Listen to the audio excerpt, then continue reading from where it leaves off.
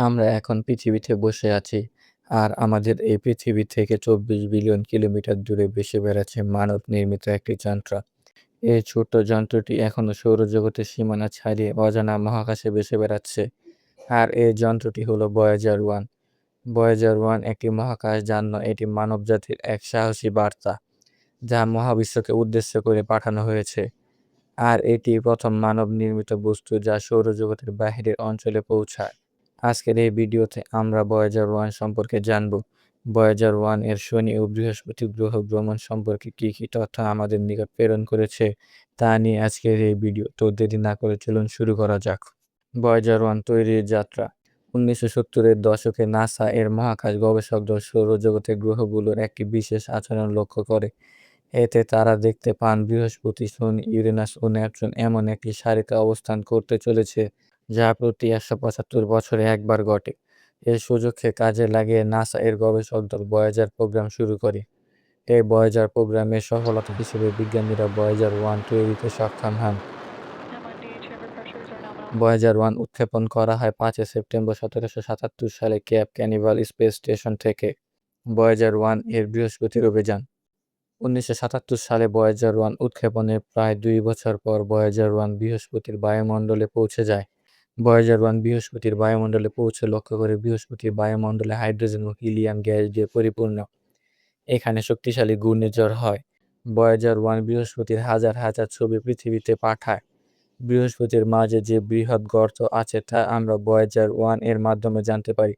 একে great red spot নামেও আমরা জানি। বৃহস্পতির বিশাল চুম্বক ক্ষেত্র সম্পর্কে জানতে পারি এবং ভয়েজার 1 এই বৃহস্পতির আইও উপগ্রহ সম্পর্কে সবচেয়ে অবাক করা তথ্য দেয় যে আইও উপগ্রহে সক্রিয় আগ্নেয়গিরি আছে। এর প্রথম মানুষ জানতে পারে পৃথিবীর বাহিরে অন্য কোথাও আগ্নেয়গিরি আছে, তাও আবার সক্রিয় অবস্থায়। বৃহস্পতিকে পরিক্রমা শেষে ভয়েজার 1 শনি গ্রহের পাশ দিয়ে উড়ে যায়। পাশ দিয়ে উড়ে যাওয়ার সময় ভয়েজার 1 শনি ও তার উপগ্রহের অনেক ছবি পৃথিবীতে পাঠাতে থাকে। ভয়েজার 1 শনির বলয়কে খুব কাছ থেকে পর্যবেক্ষণ করে এবং বলয়ের গঠন ও ছোট ছোট বলয়ের বিভাজন সম্পর্কে নতুন নতুন তথ্য দিতে থাকে।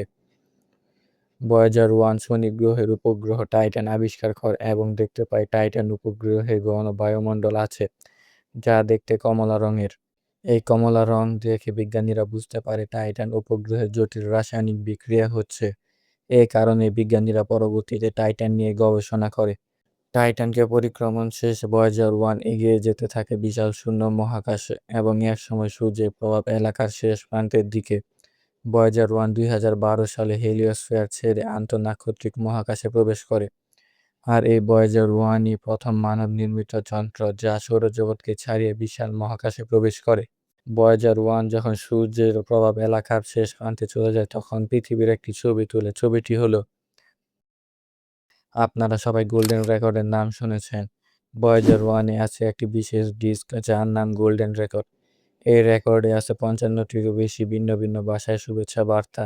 এতে আরও আছে পৃথিবীর প্রাকৃতিক শব্দ, বিখ্যাত শিল্পীদের বিখ্যাত সঙ্গীত ও মানুষের ছবি। এই গোল্ডেন রেকর্ড মূলত মহাবিশ্বে আমাদের পরিচয়পত্র বহন করছে। বর্তমানে ভয়েজার 1 আমাদের পৃথিবী থেকে প্রায় ২৫ বিলিয়ন কিলোমিটার বা ১৭২ AU দূরে আছে। এটি মানবজাতির তৈরি সবচেয়ে দূরের মহাকাশযান।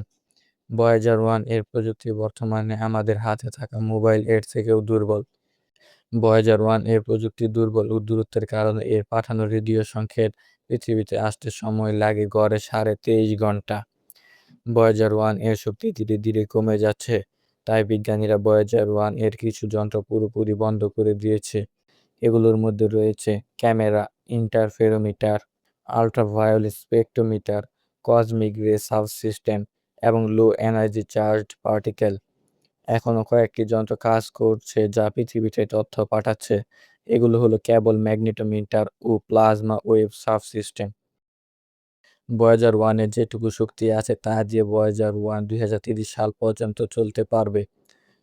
এরপর এর শক্তি এতটাই কমে যাবে যে ভয়েজার 1 এর সব যন্ত্র বন্ধ হয়ে যাবে এবং পৃথিবীর সাথে সব যোগাযোগ বন্ধ হয়ে যাবে।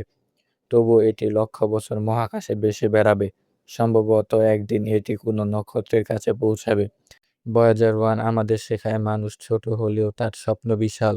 পৃথিবী থেকে পাঠানো এই ছোট্ট দূত আজও মহাবিশ্বে আমাদের গল্প বহন করছে। হয়তো একদিন সেই বার্তা কেউ শুনবে।